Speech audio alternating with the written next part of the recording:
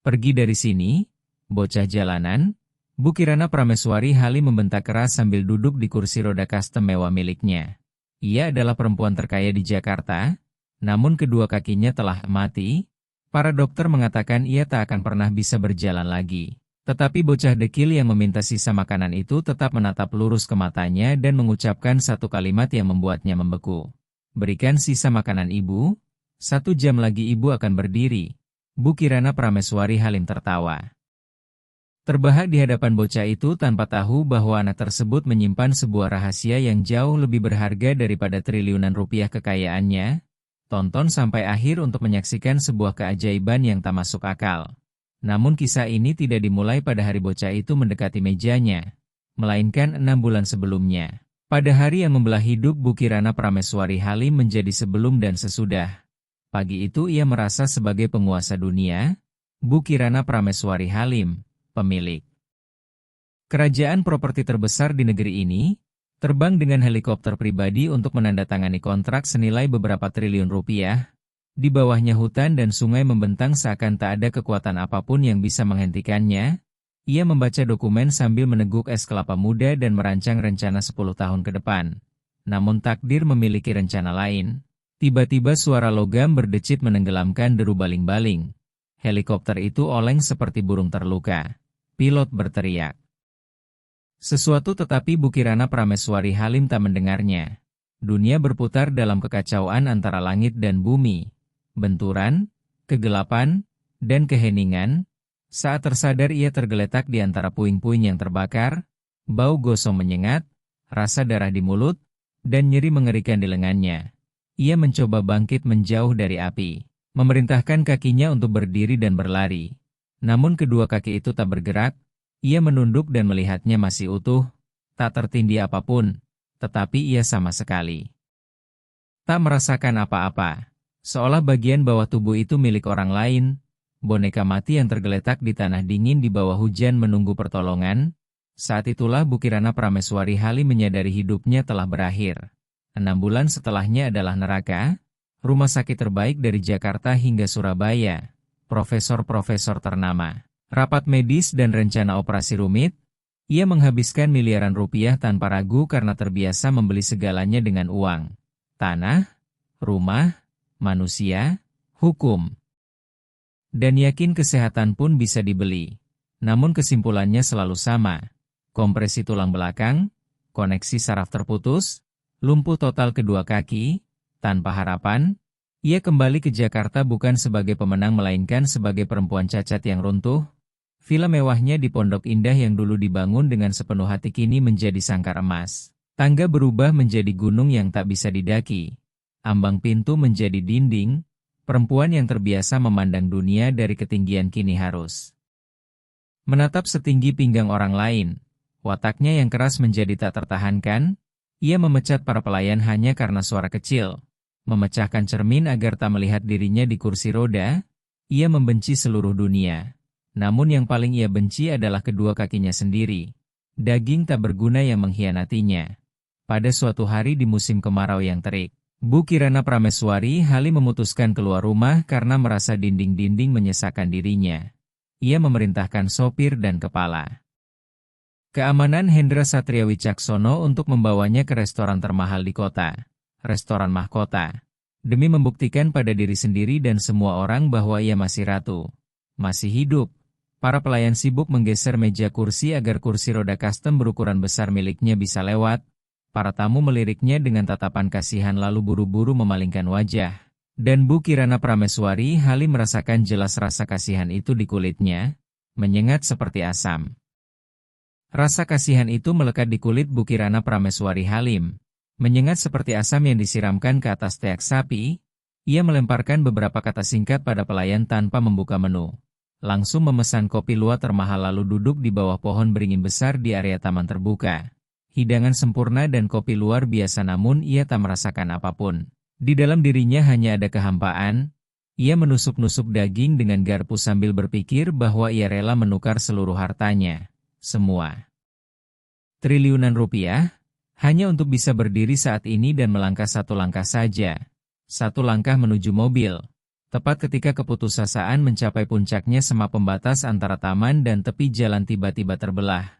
Seorang bocah sekitar 12 tahun melangkah maju dengan rambut rapi yang anehnya kontras, tubuh kurus dengan lutut menyembul dari celana jeans robek, kaos lusuh kebesaran, sepatu bola usang yang dililit lakban abu-abu agar tak terlepas, wajah dan tangan kotor berdebu berbau. Kemiskinan dan lapar, namun ia tak membungkuk dan tak menghindari tatapan.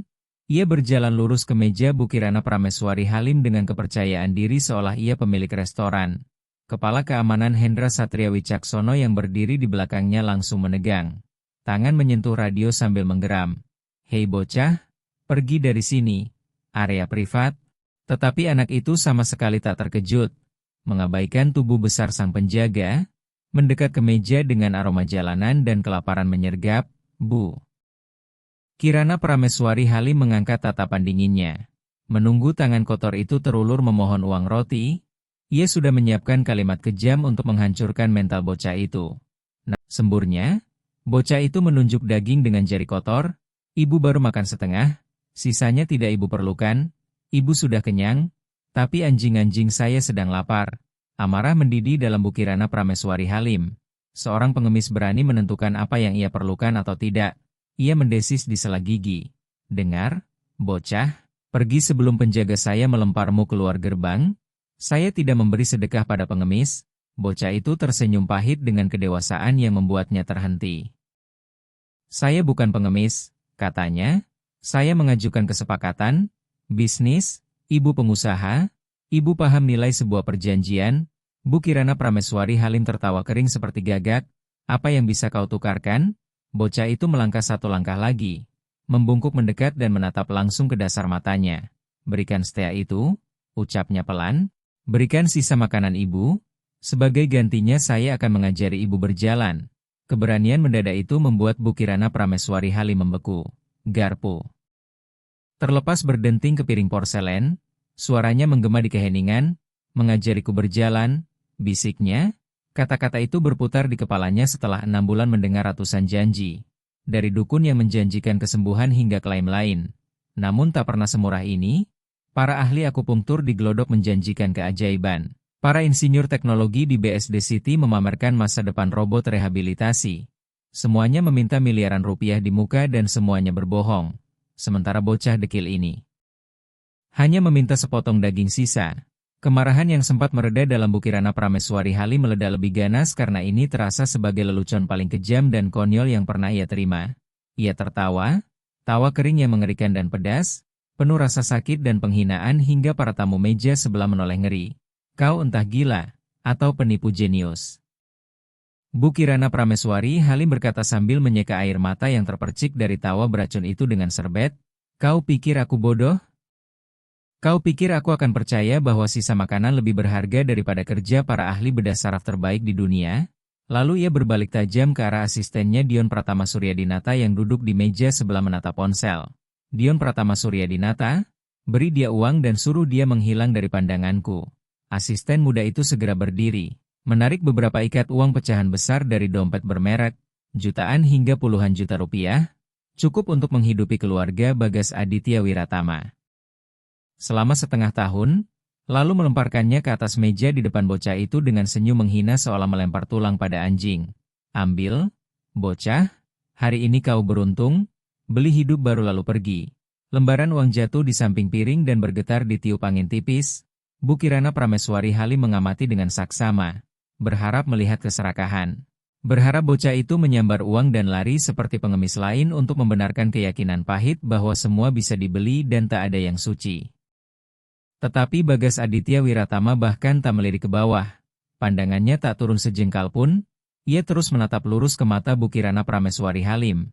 Di sana tampak jelas kekecewaan, bukan luka atau amarah, melainkan kekecewaan seorang guru terhadap jawaban salah yang diulang. "Saya tidak membutuhkan kertas-kertas itu," katanya tenang. Suaranya mengalahkan hembusan angin. "Saya tidak bisa memberi makan anjing-anjing saya dengan uang. Mereka butuh daging, dan ibu butuh kaki. Ini pertukaran yang adil, barang ditukar barang, tanpa sedekah." Hendra Satria Wicaksono, kepala keamanan berleher besar yang terbiasa menyelesaikan urusan dengan kepalan tangan, Tak tahan lagi melihat bocah jalanan berbicara pada majikannya dengan nada itu, ia menggeram sambil bangkit.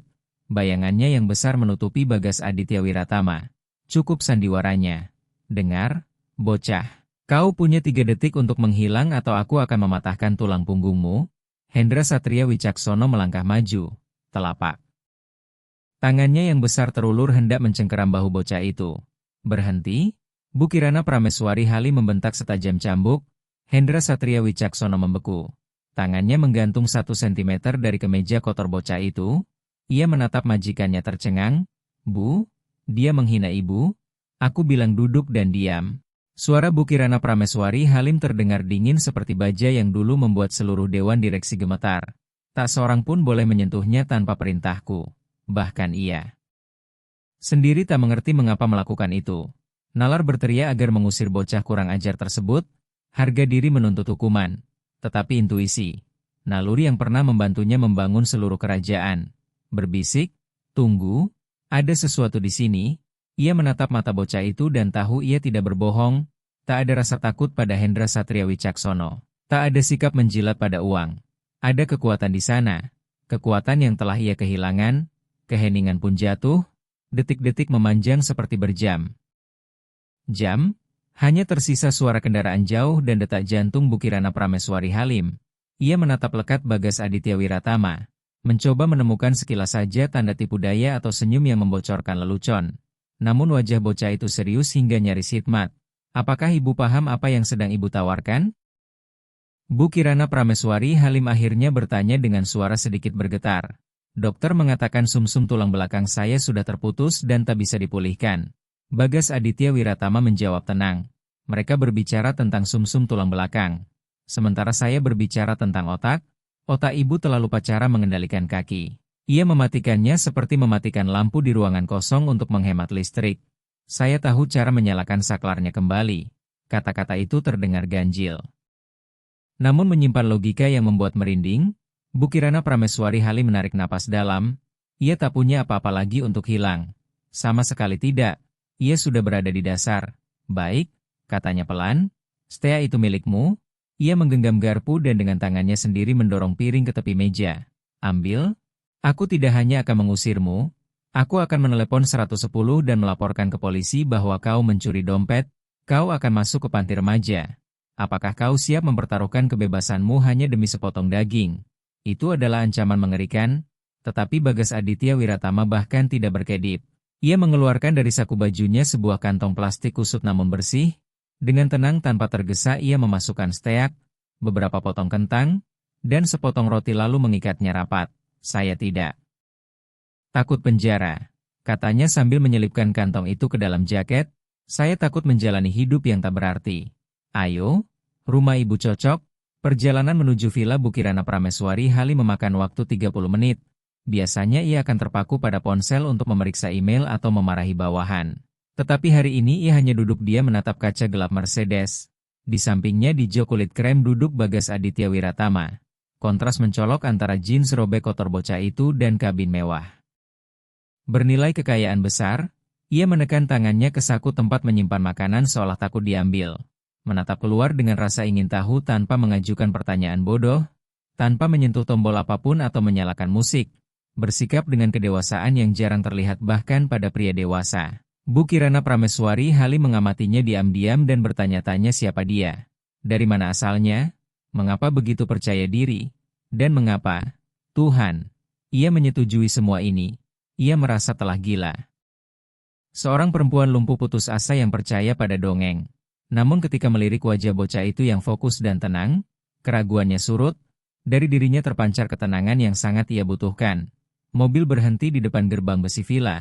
Keamanan membuka jalan. Hendra Satria Wicaksono turun lebih dulu, mengambil kursi roda dari bagasi. Membukanya lalu dengan cekatan namun memalukan bagi Bukirana Prameswari Halim memindahkannya dari mobil ke kursi roda. Ia merapikan selimut penutup kaki. Dan membenci momen itu. Momen ketika ia berubah dari perempuan berkuasa menjadi beban tak berdaya. Ia menunggu Bagas Aditya Wiratama menatapnya dengan rasa kasihan atau penasaran, tetapi bocah itu sudah berdiri di ambang pintu, melirik ke arah ruang kerja dan memberi perintah tanpa menatapnya. Di sana ada jendela besar dan banyak cahaya. Kita butuh cahaya. Para pelayan di lorong terbelalak melihat nyonya rumah yang biasanya murka karena hal sepele justru membawa pulang bocah jalanan kotor. Kepala pelayan Rudi Wiranegara, lelaki tua yang kaku, melangkah maju sambil mengernyit dan bertanya, "Bu, perlu panggil layanan sterilisasi. Bocah ini berbau?" Bu Kirana Prameswari Halim menatap Bagas Aditya Wiratama dan sadar ia memang berbau jalanan. Tetapi saat ini bau itu baginya justru seperti aroma harapan. "Tidak, Rudi Wiranegara," ia memotong, "bawakan air untuk kami dan pastikan tak ada yang mengganggu. Tidak ada telepon, tidak ada tamu, bahkan jika perang pecah katakan aku tidak ada di rumah." Bu Kirana Prameswari Halim memerintah. Mereka masuk ke ruang kerja luas berlapis kayu mewah. Bagas Aditya Wiratama melangkah ke pintu dan menutupnya. Tepat di depan hidung Hendra Satria Wicaksono yang hendak ikut masuk, suara kunci berbunyi klik, hanya tersisa 2 orang. Bu Kirana Prameswari Halim duduk di tengah ruangan di kursi roda custom mewah. Bagas Aditya Wiratama berdiri di hadapannya. "Baik," katanya sambil merasakan getaran kuat di dadanya, "kita sudah sampai, makanan ada di tasmu. Aku sudah menepati bagianku. Sekarang giliranmu, tunjukkan keajaiban itu, bocah." Bagas Aditya Wiratama melepaskan ransel tuanya dan meletakkannya di lantai lalu perlahan membuka resleting.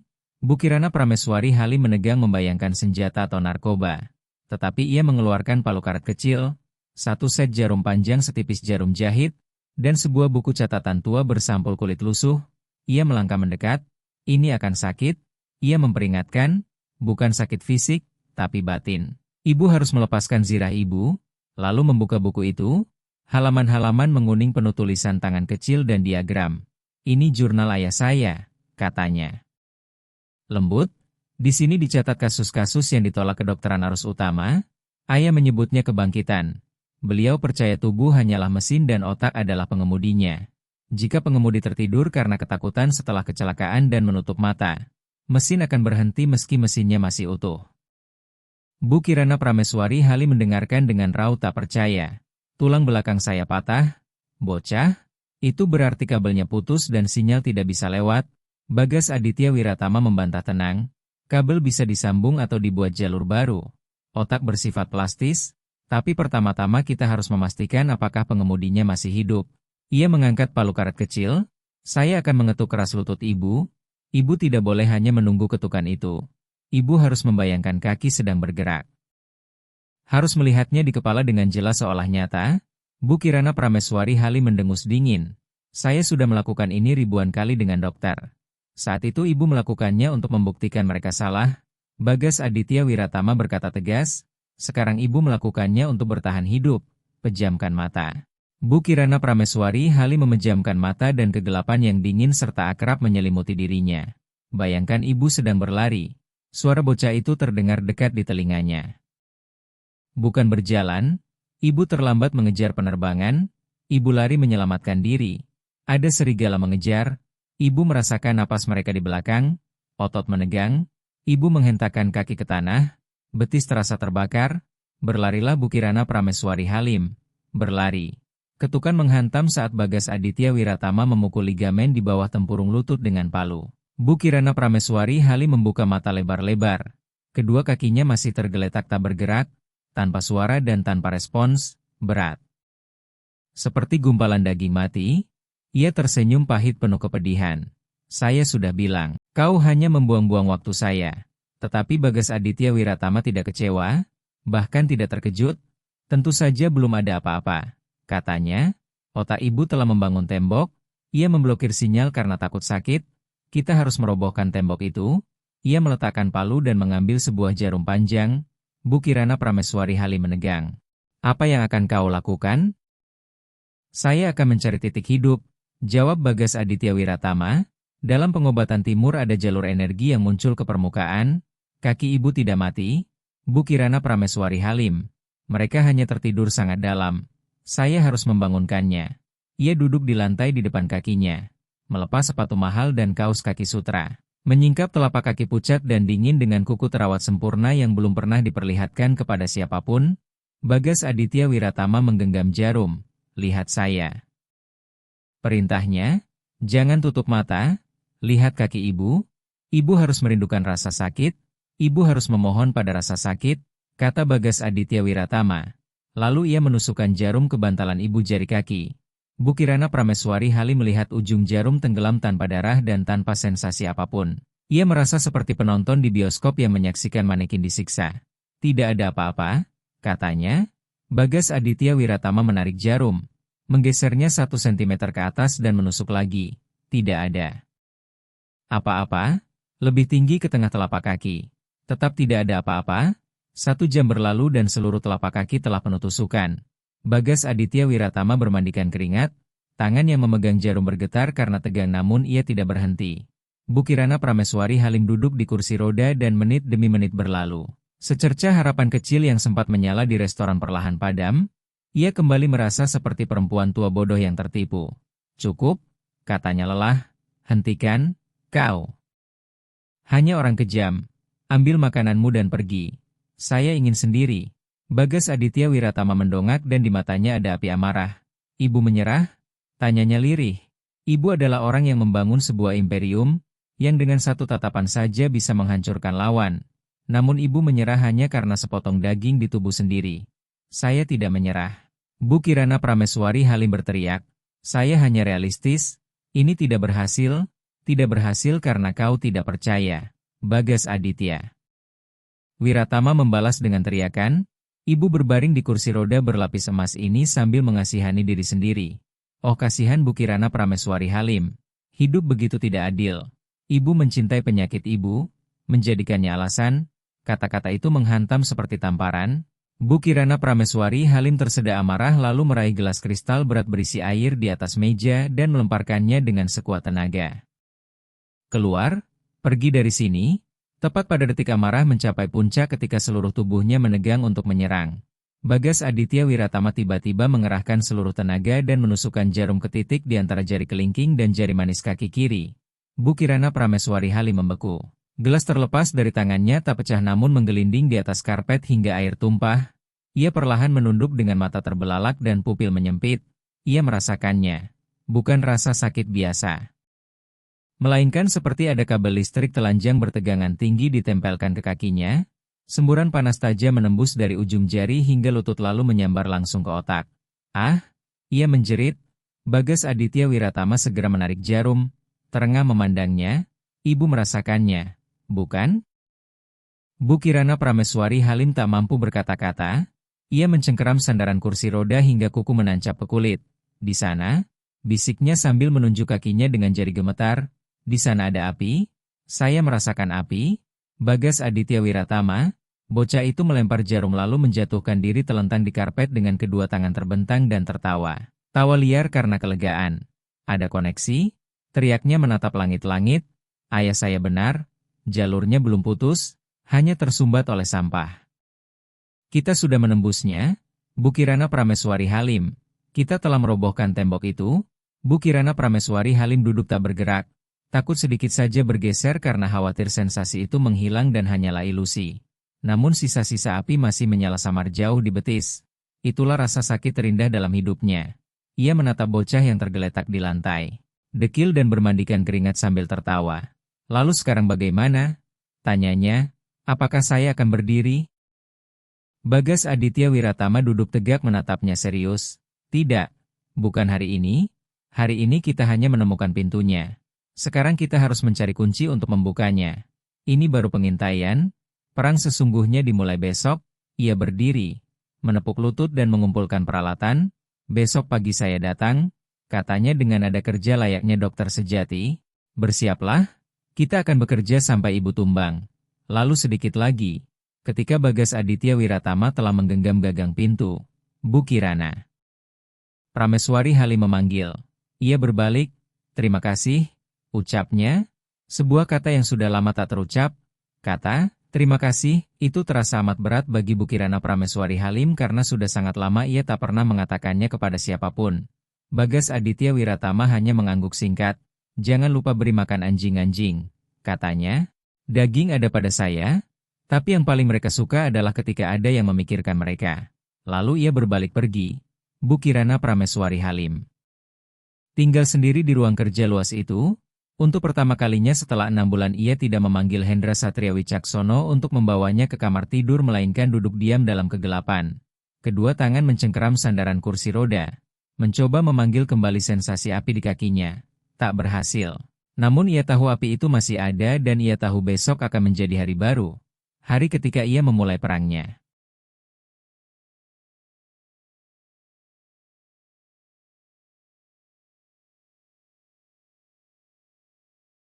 Dua minggu berikutnya berubah menjadi maraton melelahkan tanpa akhir bagi Bukirana Prameswari Halim. Villa mewah yang dulu menjadi tempat istirahat kini menjelma medan perang. Setiap pagi tak lagi diawali kopi melainkan kedatangan Bagas Aditya Wiratama. Ia tak pernah berbelas kasihan dan tak mendengar keluhan. Memaksa Bukirana Prameswari Halim merangkak di atas karpet seperti anak kecil bertumpu pada kedua tangan. Berjam-jam hanya memusatkan diri pada satu jari kaki. Otot ibu telah lupa cara bekerja. Ia mengulanginya setiap kali Bukirana Prameswari Halim terjatuh untuk ke-100 kalinya dengan lutut berdarah. Ibu harus mengingatkan mereka. Ibu adalah jenderal dan mereka adalah pasukan. Jika jenderal lemah pasukan akan runtuh, itu tak bisa diterima. Suatu hari ketika kedua kaki kembali mengkhianati dan membuatnya terjerembab tengkurap di lantai tanpa mampu bangkit, Bukirana Prameswari Halim berteriak, "Cukup! Saya tidak sanggup lagi. Saya cacat." Bagas Aditya Wiratama. Ini akhir. Bagas Aditya Wiratama terdiam melangkah maju, duduk di sampingnya lalu mengeluarkan dari saku jaket sebuah foto lama seorang pria mengenakan jas dokter putih. "Ayah saya," katanya lirih. "Ayah saya berkata bahwa akhir hanya datang ketika ibu berhenti bertarung. Selama ibu masih bernapas ibu masih bisa menang. Apakah ibu ingin mereka yang sedang membagi-bagi perusahaan ibu menang? Apakah ibu ingin Dion Pratama Suryadinata tertawa di wajah ibu?" Kata-kata itu lebih menyakitkan daripada rasa sakit fisik. Bukirana Prameswari Halim teringat Dion Pratama Suryadinata, asisten yang mulai mengincar kursi direktur utama. Amarah memberinya kekuatan. Ia mengertakkan gigi, menekan telapak tangan ke lantai dan dengan seluruh tubuh gemetar memaksa diri bangkit hingga berlutut. Sekali lagi, desisnya, "Ayo!" Sekali lagi, namun ancaman datang bukan hanya dari rasa sakit melainkan dari manusia. Rumor tentang bocah jalanan yang menyembuhkan sang taipan perempuan sampai ke telinga dokter pribadinya Dr. Arif Wibisono. Profesor ternama itu marah dan panik karena tambang emasnya terancam hilang. Pintu ruang kerja terhempas terbuka. Dr. Arif Wibisono berdiri di ambang bersama Hendra Satria Wicaksono. "Apa-apaan ini?" teriaknya saat melihat Bukirana Prameswari Halim tergeletak di lantai dengan jarum-jarum tertancap di kaki. "Bu Bukirana Prameswari Halim, penipu ini sedang membunuh Anda. Infeksi? Kejahatan?" Hendra Satria Wicaksono. "Lempar dia keluar." Hendra Satria Wicaksono melangkah ke arah Bagas Aditya Wiratama. Bocah itu meringkuk dan kilatan takut naluriah seorang anak menghadapi pria bertubuh besar menyala di matanya. "Jangan berani." Suara Bukirana Prameswari Halim terdengar rendah namun sedingin es. Hendra Satria Wicaksono membeku. "Tapi Bu," Dr. Arif Wibisono hendak melanjutkan, "saya bilang keluar." Bukirana Prameswari Halim memotong. Perlahan dengan usaha luar biasa ia menahan meja dan mengangkat tubuhnya. Menatap sang dokter dengan pandangan menghina. "6 bulan Anda mengobati saya, mengambil miliaran rupiah dan mengatakan saya tidak punya harapan. Tetapi bocah ini dalam 2 minggu telah melakukan apa yang Anda tidak mampu lakukan. Saya merasakan kaki saya. Dokter, saya merasakan rasa sakit. Anda dipecat. Kalian berdua keluar dari rumah saya." Wajah Dr. Arif Wibisono memucat lalu ia berbalik kabur. Hendra Satria Wicaksono menunduk dan diam-diam mengikuti keluar. Bukirana Prameswari Halim tetap berlutut di lantai sambil terengah. Ia menatap Bagas Aditya Wiratama dan berbisik bahwa kini hanya mereka berdua. Besok adalah RUPS dan Dion Pratama Suryadinata akan mencoba mengambil alih perusahaan. Ia harus masuk ke sana dengan kakinya sendiri. Ia menekankan masuk, bukan didorong masuk. Bagas Aditya Wiratama mengangguk. Wajahnya mendadak tampak matang.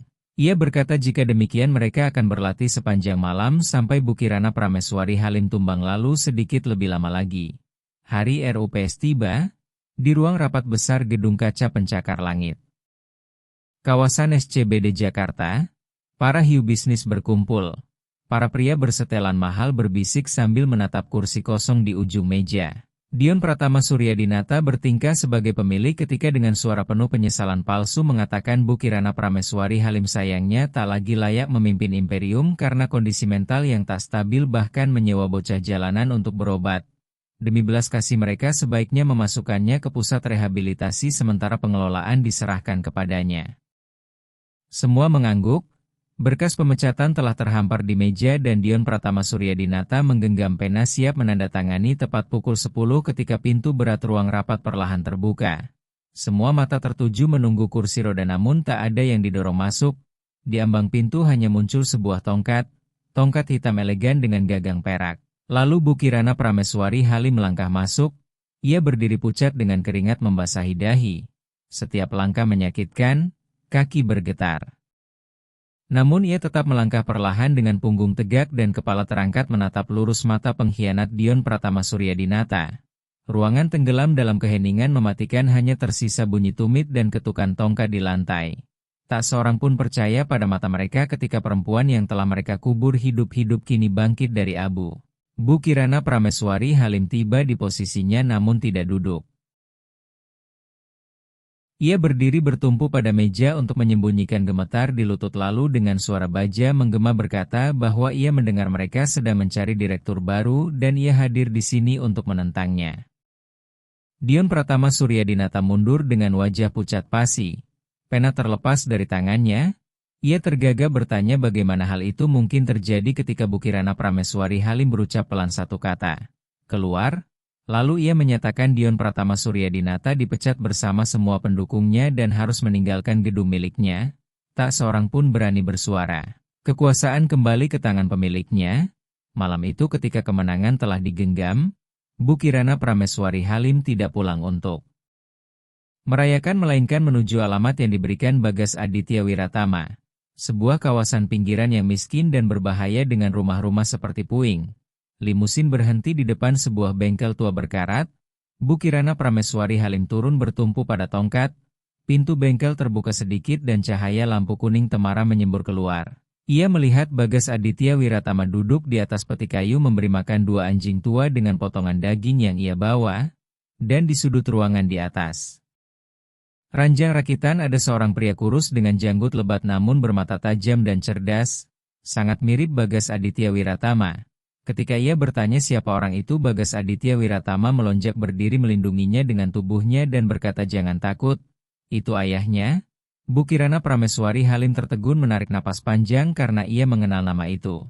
Dr. Surya Mahardika, mantan ahli bedah saraf legendaris yang menghilang 5 tahun lalu setelah skandal besar, dijebak pesaing, difitnah, melakukan kesalahan, dicabut izin praktiknya dan dihancurkan hidupnya. Orang-orang mengira ia pergi atau tenggelam dalam alkohol, padahal ia tinggal di sini dalam kemiskinan.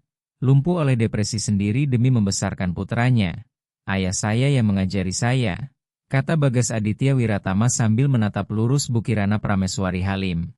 Ayah menggambar skema untuk saya, menunjukkan titik mana yang harus ditekan dan kata-kata apa yang harus diucapkan agar ibu marah dan terpaksa bertarung. Saya hanya tangan ayah. Beliaulah yang benar-benar menyelamatkan ibu. Dr. Surya Mahardika berusaha duduk tegak dengan suara serak berkata ia tak bisa tampil sendiri karena tak akan diizinkan melintasi satupun pintu. Ia adalah orang yang dibuang. Namun saat melihat kecelakaan ibu di berita ia tahu itu reaksi psikosomatis dan tahu ia bisa membantu sehingga mengirim putranya. Bu Kirana Prameswari Halim menatap dua ayah anak itu. Seorang jenius yang hidup di bengkel berkarat dan putra pemberani yang rela menanggung hinaan demi ayahnya.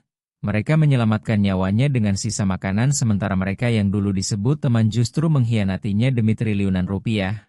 Air mata yang tak pernah ia biarkan jatuh bahkan dalam penderitaan terparah kini mengalir di pipinya. Ia melangkah dan menggenggam tangan kurus Dr. Surya Mahardika dengan tegas berkata bahwa ia bukan lagi orang yang dibuang. Mulai besok ia akan menjadi kepala dokter pusat rehabilitasi medis baru miliknya. Ia akan menyewa pengacara terbaik untuk memulihkan nama baik, mengembalikan izin praktik, dan mengembalikan hidupnya. Lalu ia beralih ke Bagas Aditya Wiratama dan berkata ia akan bersekolah di institusi terbaik. Ia tidak dilahirkan untuk menjadi bocah jalanan melainkan untuk menjadi dokter. 10 tahun berlalu, Bu Kirana Prameswari Halim pulih sepenuhnya. Tongkat tinggal aksesori elegan. Pusat Dr. Surya Mahardika terkenal ke seluruh dunia membawa harapan bagi mereka yang pernah ditolak. Sementara Dr. Bagas Aditya Wiratama lulus dengan predikat tertinggi dari Fakultas Kedokteran. Kadang duduk di kantornya Bu Kirana Prameswari Halim menatap foto lama seorang bocah dekil berdiri di depan kursi rodanya dan menyimpannya sebagai pengingat bahwa pertolongan sering datang dari tempat yang tak terduga. Bahwa di balik pakaian compang-camping bisa tersembunyi emas murni. Dan bahkan ketika seluruh dunia berkata tidak, keyakinan seorang anak pun mampu menciptakan keajaiban yang tak terbayangkan. Jika kisah ini menyentuh hati Anda, tekan suka. Tinggalkan komentar kata keajaiban bila Anda percaya kebaikan selalu kembali. Dan jangan lupa berlangganan kanal Kisah Manusia. Terima kasih telah menemani.